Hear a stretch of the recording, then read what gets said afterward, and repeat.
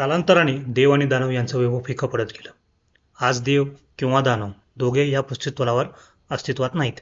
पण वसुनगरी आजही चिरायू आहे. ती आजही भरभराटीला पोहोचलेली आहे. आज सुद्धा वसुनगरीमधील माणसं आपल्या पृथ्वी जगामध्ये येतात आणि इथे अनेक जादुई कामं करतात. नवीन नवीन शोध लावून ते लोक व्यवसाय करून त्यातून भरभराटीला येतात आणि त्यांचं आयुष्य हे नेहमी सुखवस्तू म्हणून जातं. वसु समुदायामधील ह्या लोकांकडे काही विशेष जादुई शक्ती असतात. ह्या शक्ती प्रामुख्याने दोन प्रकारे मिळतात. पहिलं म्हणजे जर एखाद्या बालकाचे आई किंवा वडील वसु समुदायातील असतील तर त्यांना ह्या जादुई शक्ती मिळतात.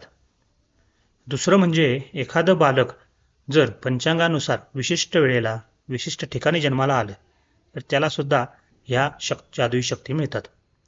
ज्या मुलांचे आईवडील वसुनगरीमध्येच राहतात किंवा वसुनगरीबद्दल ज्या आईवडिलांना माहीत आहे अशा मुलांना वसुनगरीमध्ये त्यांच्या जादुई शक्तीचं चांगलं ज्ञान मिळतं. पंचांगानुसार जन्मलेल्या लोकांना बऱ्याचदा वसुनगरीबद्दल काहीच माहिती नसते, पण त्यांना वसुनगरीची एक आंतरिक ओढ असते.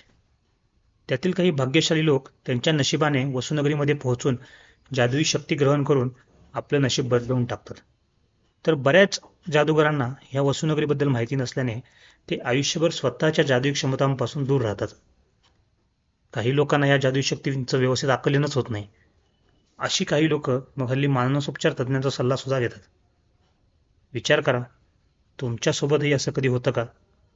कदाचित तुम्ही सुद्धा पंचांगानुसार जन्मलेल्या वसु समुदायापैकीच एक असाल. गरज आहे फक्त दृष्टिकोन बदलायची.